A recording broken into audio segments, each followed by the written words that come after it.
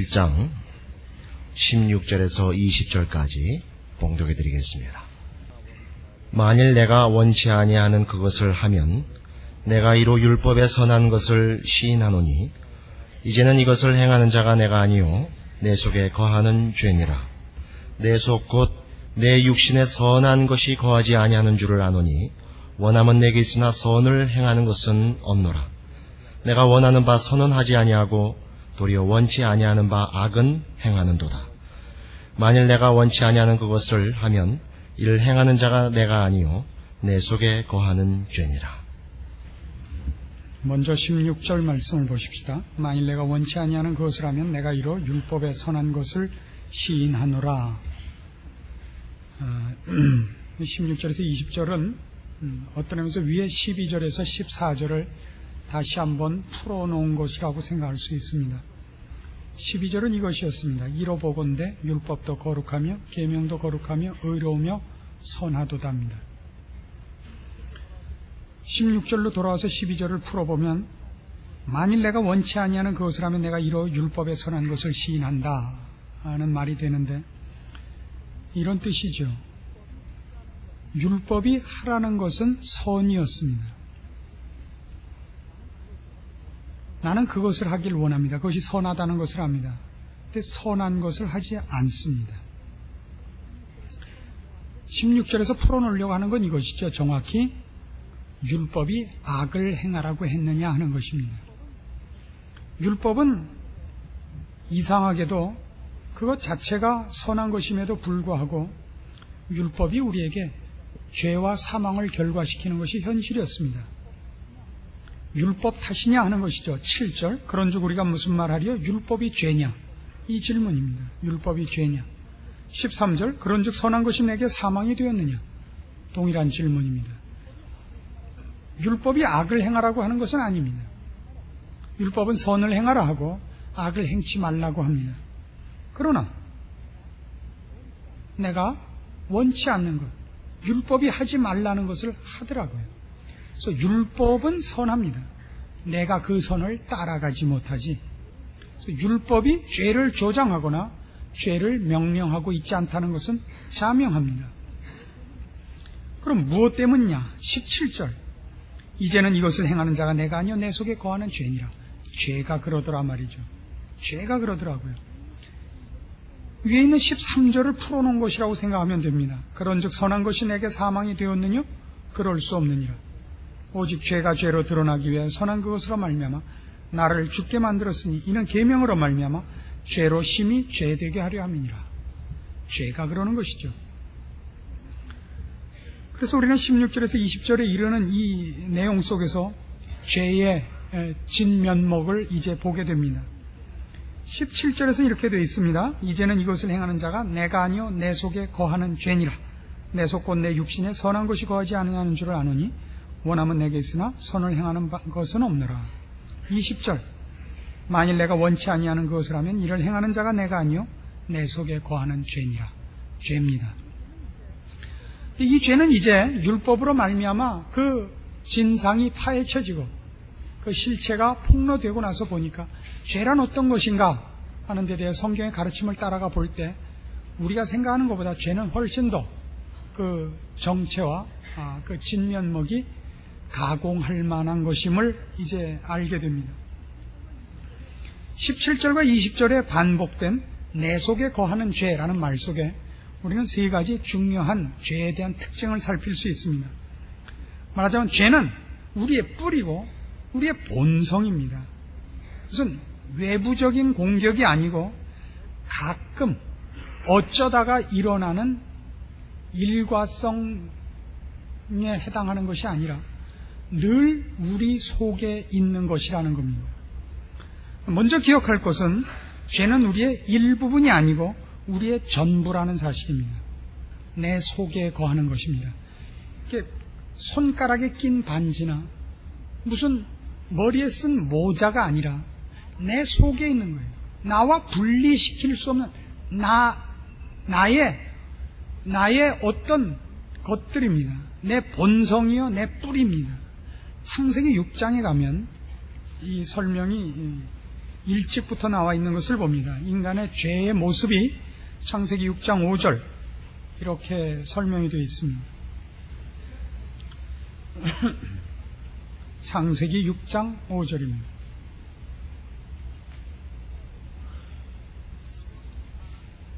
여호와께서 사람의 죄악이 세상에 관영함과 그 마음의 생각의 모든 계획이 항상 악할 뿐임을 보시고 땅 위에 사람 지으셨음을 한탄하사 마음에 근심하시고 가라사대 나의 창조한 사람을 내가 지면에서 쓸어버리되 사람으로부터 육축과 기는 것과 공중의 새까지 그리하리니 이는 내가 그것을 지었음을 한탄함이니라 하시니라.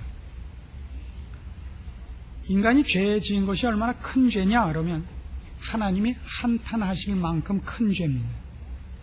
그래서 한탄하시고 근심하시고 후회하셨다라는 표현들은 하나님께서 일을 잘못했다, 하나님이 하신 일이 어디가 실패됐다는 뜻을 갖는 것이 아니고 인간이 지은 죄가 하나님 보시기에 얼마나 큰 것인가를 강조하는 것입니다.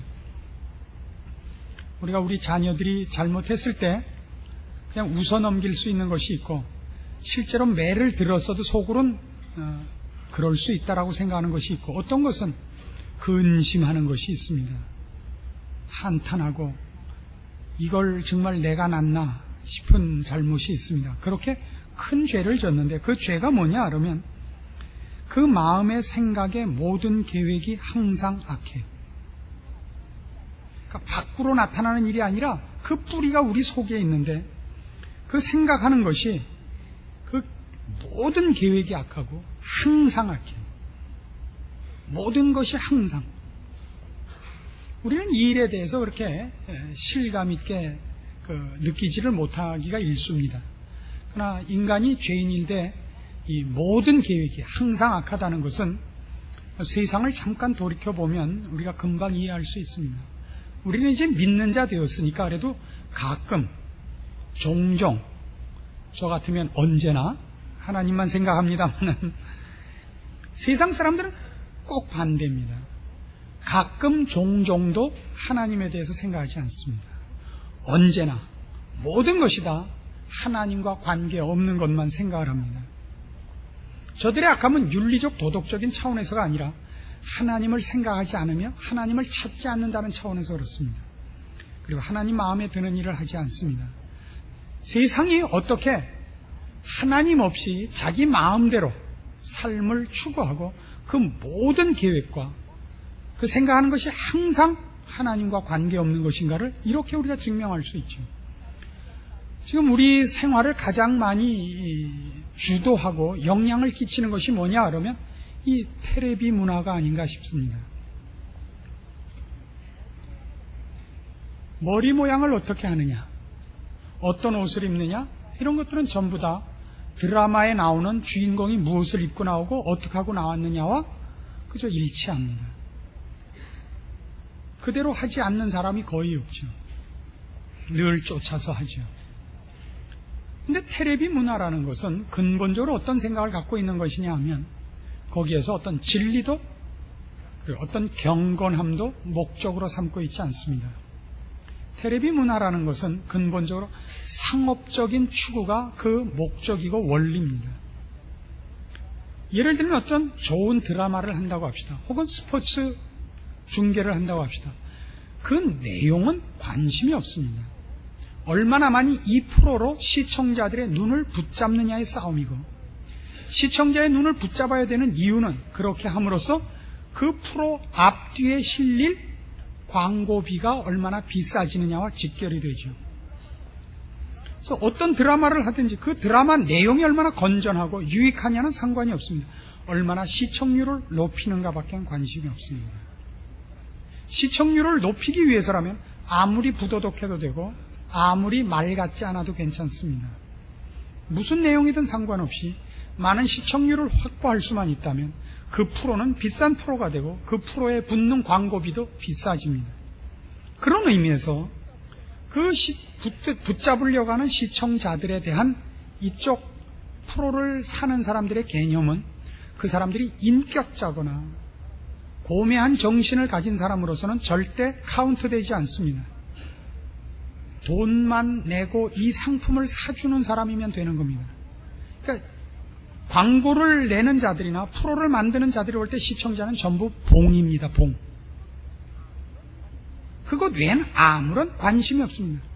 어떻게 하면 시청률을 높여서 어떻게 하면 그 주머니에 돈을 꺼내놓을 것인가 외에는 아무 관심이 없습니다.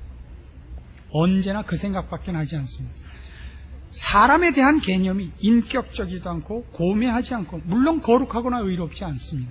어떻게 하면 저들로부터 내 이익을 취할 것인가 외에 아무 관심이 없습니다.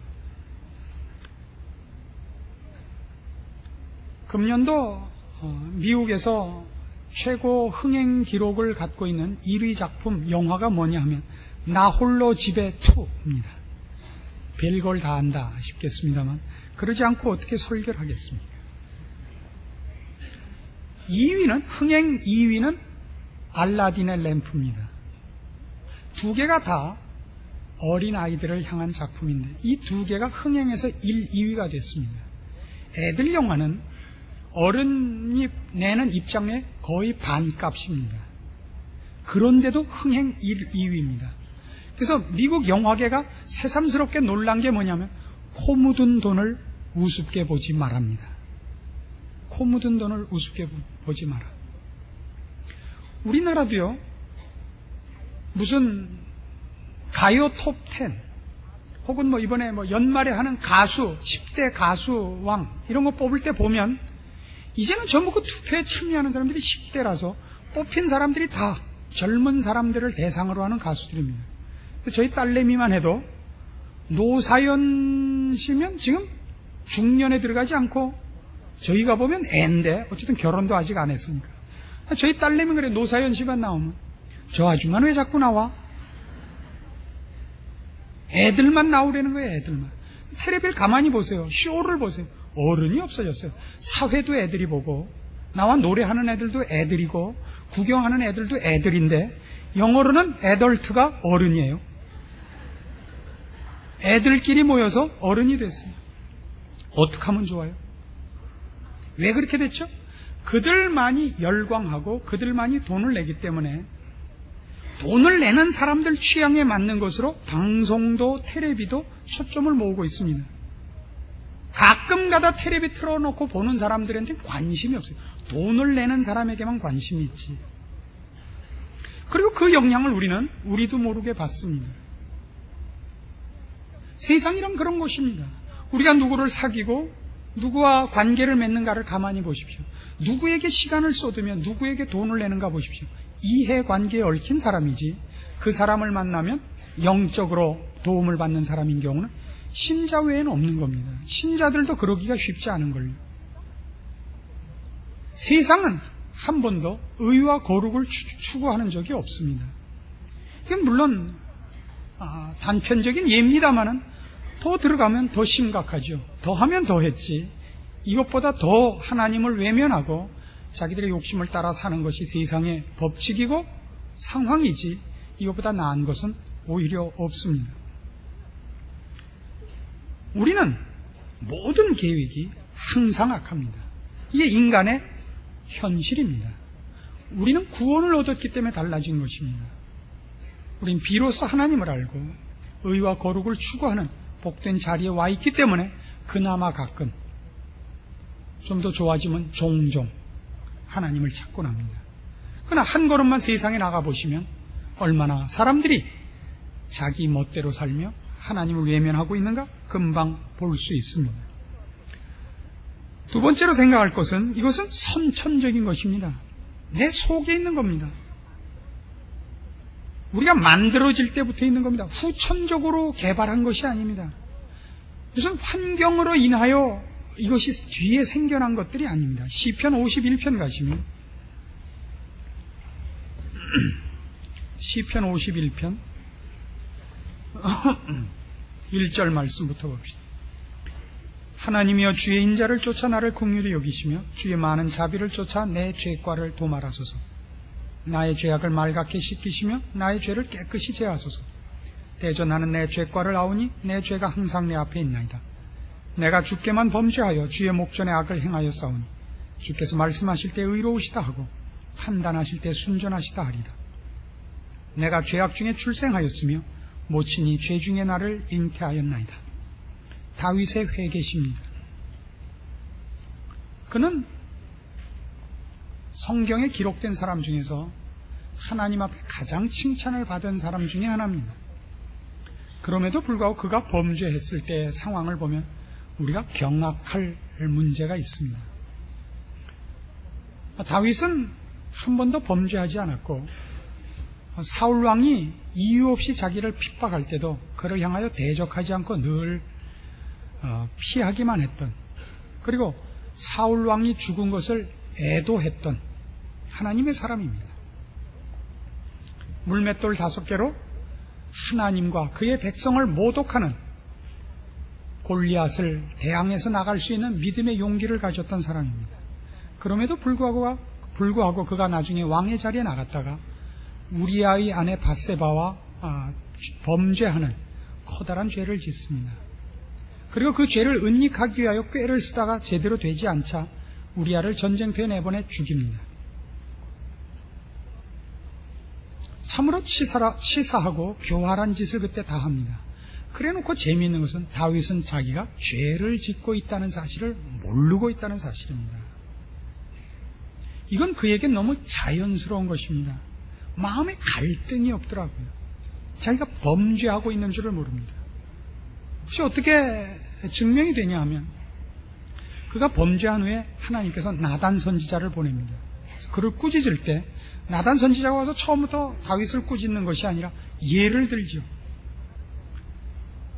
어떤 가난한 사람이 양 한 마리를 데리고 마치 자기 자식같이 아끼고 살고 있는데 그 옆에 사는 부자가 수백 마리의 양떼를 갖고 있는 자가 자기 집에 온 손님을 대접하기 위하여 자기 양떼 중에서 양을 잡아서 대접을 하지 않고 그 한 마리 자기 자식같이 키우고 있는 그 양을 뺏어서 대접을 했다 이겁니다.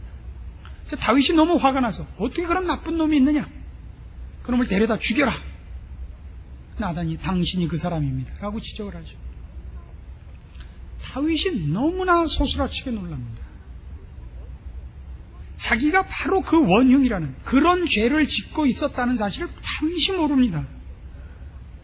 남의 아내를 뺏고 그 남편을 전쟁터에서 죽게 만드는데 어떻게 죽게 하느냐 하면요,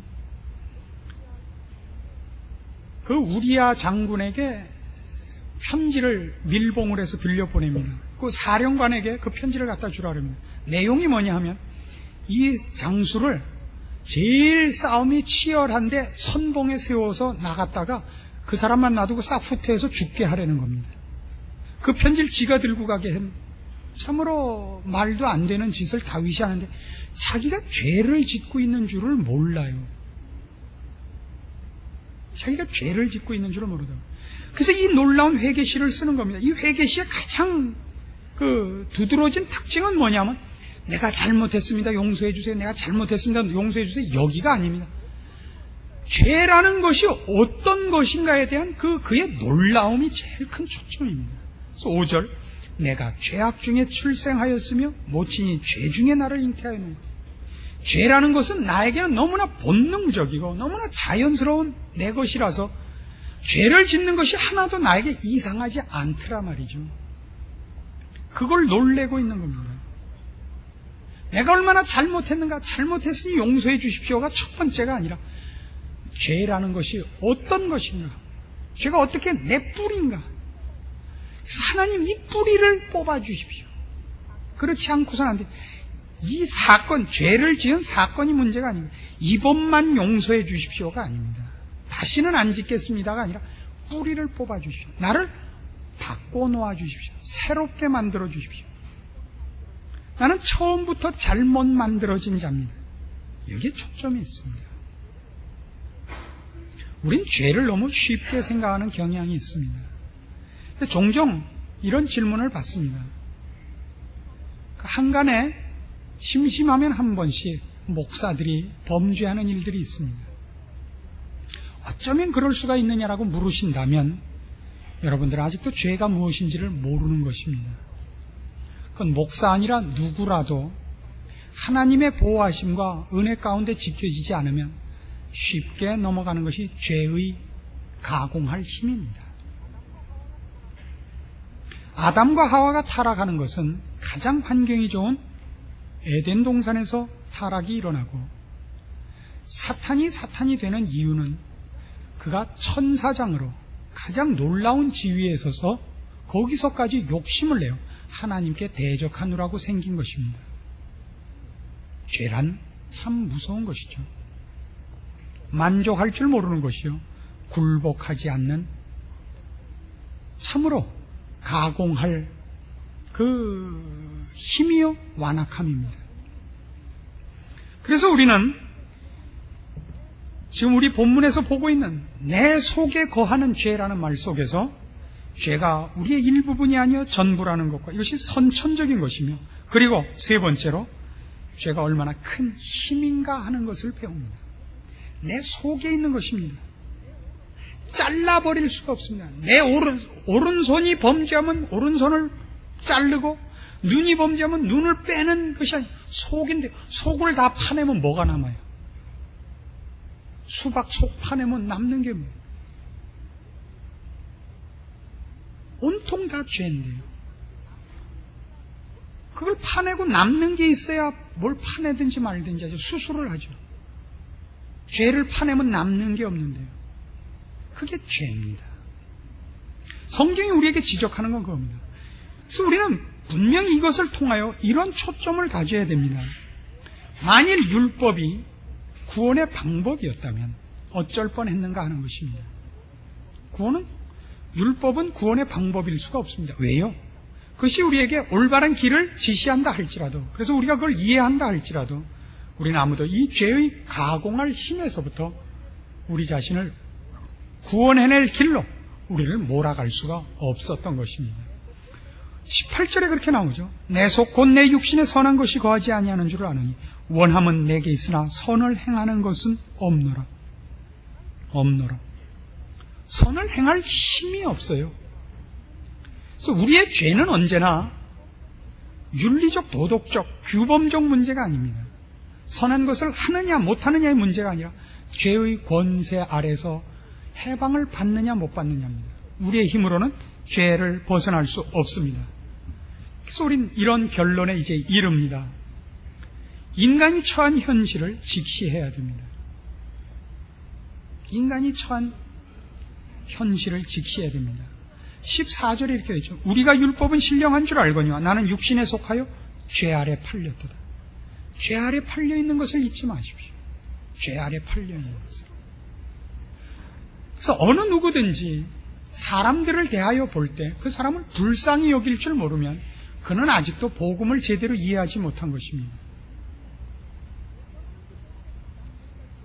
왜 저러는지 모르겠다라는 생각이 든다면 여러분은 아직도 은혜가 무엇인지를 모릅니다. 여러분은 왜 이 자리에 와서 앉아있느냐 하면 하나님께서 여러분에게 은혜를 베푸사 예수 그리스도의 피가 여러분에게 효력 있게 만드셨기 때문입니다. 여러분은 구원을 얻었고 하나님의 자녀로 부름을 받았기 때문에 진리가 무엇인지를 알며 죄의 권세에서 해방되었기 때문에 의와 거룩을 쫓아갈 수 있게 되었기 때문에 여러분은 그나마 믿음 생활을 하고 있는 것입니다. 그렇지 않은 사람들은 죄가 그들을 아직도 붙잡고 있기 때문입니다. 혼자서 그것을 벗어날 수 있는 사람은 없습니다. 대단히 심각한 겁니다. 아무도 그걸 자기의 힘으로 벗어나지 못하기 때문입니다. 죄란 얼마나 무서운가 하면 의지와 지성으로 풀 수 없습니다. 의지와 지성으로 풀지 못합니다.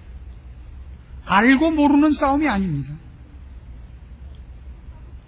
그리고 하겠다고 결심했는가 그렇지 않은가의 싸움도 아닙니다. 죄 아래 붙잡혀 있는 사람들은 의와 거룩을 깨닫지도 못하고 깨닫는다고 가정을 한다 할지라도 그것을 지킬 힘이 없습니다. 죄가 그를 놓아두지 않기 때문입니다. 그래서 처음부터 구원에 관한 얘기를 할 때 가장 크게 강조됐던 게 무엇이냐면 자랑할 수 없는 이라였습니다. 자랑할 수 없는 일. 자랑할 수 없는 일. 로마서 3장으로 가십시다.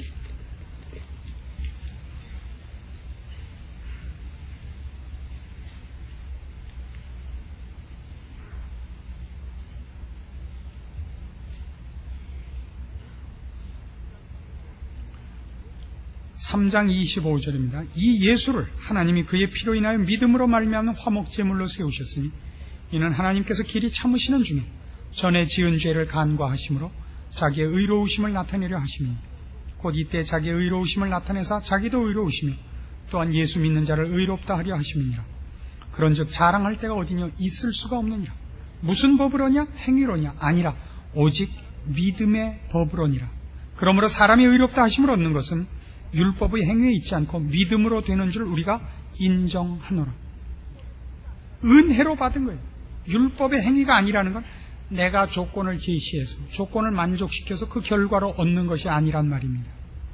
우리는 은혜를 입은 사람입니다. 그래서 성도들에게 제일 많이 요구하는 게 뭐예요? 용서, 사랑, 긍휼, 기다림, 자비 이런 것들이죠. 우리가 그걸 먼저 입은 사람이기 때문입니다. 그래서 한 걸음 더 나가서 이런 생각을 하셔야 됩니다. 하나님께서 율법을 그럼 왜 주셨는가? 죄를 지적하기 위함이라고 누누이 강조했습니다. 그것에서 그칩니까? 아니죠. 죄를 지적하는 이유가 뭡니까? 십자가를 붙잡게 하려는 것이죠. 만일 율법이 없다면 우리는 십자가의 필요성을 그만큼 몰랐을 것입니다.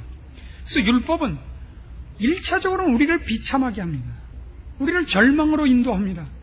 우리의 꼴을 보게 합니다. 그러나 그렇게 하는 이유가 뭐죠? 복을 얻게 하려고, 십자가를 붙잡고 구원 얻게 하려고 그럽니다. 모든 구원의 확신은, 구원의 결단은 율법의 지적으로 말미암는 회개로부터 시작하는 것 아닙니까? 우리 인생을 보십시오. 신자와 불신자 간에 어느 인생이 더 고단합니까? 신자의 인생이 더 고단합니다. 왜요? 신자가 가는 길에서는 하나님께서 그가 헛된 것을 목표로 하고 있을 때는 그 헛된 것의 결국을 살아생전에 꼭 직면하게 하십니다. 돈을 추구하고 지위를 추구하고 세상의 헛된 명성을 쫓아가면 그것이 얼마나 가치 없는 것인가를 죽기 전에 보게 하십니다. 돈이라는 것이 얼마나 쓸데없는 것인가를 보게 하고 세상의 명예가 얼마나 헛된 것인가를 보게 합니다. 그 꿈을 깨게 한단 말이죠. 그 꿈이 안 깨는 게 더 행복합니다. 얼른 보면. 그러나 죽기 전에 그 꿈이 깨야 돌이키죠. 진실된 것을 찾으러 오죠. 세상 사람들은 그 꿈이 깨지 않고 죽음으로 연결이 됩니다. 자기가 행복한 줄 알고 자기가 부자인 줄 알고 그렇게 죽고 나서야 자기가 잘못 쫓아온 것을 알게 됩니다. 죽고 나서는 돌이킬 수가 없습니다. 운명이 고정이 되어버리고 맙니다. 신자는 그런 운명으로 끝날 수 없기 때문에 하나님께서 우리 신자의 인생에 간섭하시죠. 그렇지 않습니까? 그래서 신자들이 불신자들보다 더 울고 불고 할 일이 많죠. 땅을 칠 일이 많죠. 그러나 그래서 하나님께 돌아온 것 아닙니까? 그래서 영혼을 깨우치게 된 것 아닙니까? 하나님이 우리 인생에 슬픔과 고난과 절망을 직면케 하시는 것은 하나님이 우리를 미워하시기 때문이 아니죠. 반대 아닙니까? 우리를 사랑하시기 때문에 우리를 영원한 형벌의 자리에, 영원한 멸망의 자리에 있지 않게 하시려고 우리에게 기회가 아직 남아있을 때 헛된 꿈을 깨게 해주시는 간섭인 것입니다. 그래서 율법을 주신 하나님을 우리는 찬양할 수 있어야 됩니다. 얼마나 고맙습니까? 율법이 아니었다면 내가 죄인인 줄 깨닫지 못했을 것이요. 죄인인 줄 깨닫지 못했다면 우리는 십자가의 필요성도 주를 믿어야 할 이 심각한 일도 모르고 우리가 의인인 줄 알고 이만하면 괜찮은 줄 알고 율법을 제대로 깨닫지 못하고 신자들을 핍박하고 다녔던 회심하기 전에 사울같이 바울같이 그러고 돌아다니고 있었을 것 아닙니까? 성경이 우리에게 깨우치는 것이 무엇인가 직시하시기 바랍니다. 우리가 누구인가, 어떻게 죄 아래 있었는가, 그리고 이제 어떻게 은혜 가운데서 하나님의 복주심과 인도하심과 사랑하심 안에 거하는 복된 자녀 되었는가를 제대로 인식하신다면 여러분들의 신앙생활은 행복할 수밖에 없고 감사할 수밖에 없고 그 세상이 여러분을 흔들 수 없는 건강한 믿음 가운데서 살아가는 여생이 되실 것입니다. 그렇게 살아서 주 앞에 서는 날 부끄러움 없이 주를 만나고 영원한 나라의 기업을 이어받으시기를 권합니다. 기도하십시다. 하나님 아버지 은혜를 감사합니다. 우리를 사랑하사 죄 가운데서 구원해 내시며 우리 주 예수 그리스도 안에서 하나님의 자녀로 부르시고 영원한 나라의 기업을 이을 자로 하나님의 자녀로 삼으셨습니다. 그러므로 우리의 이 세상살이를 믿음 가운데서 지켜낼 것이요 주를 믿는 신앙과 주께서 요구하신 겸손과 온유와 인내로 살아서 주 앞에 서는 날 우리 하나님 앞에 칭찬받는 신자들이 되게 하시고 세상의 헛된 것들을 외면하고 믿음의 군사로 싸워 신령한 승리와 거룩한 열매를 맺는 참다운 청지기의 직분을 감당하는 저희들 되게 하시옵소서.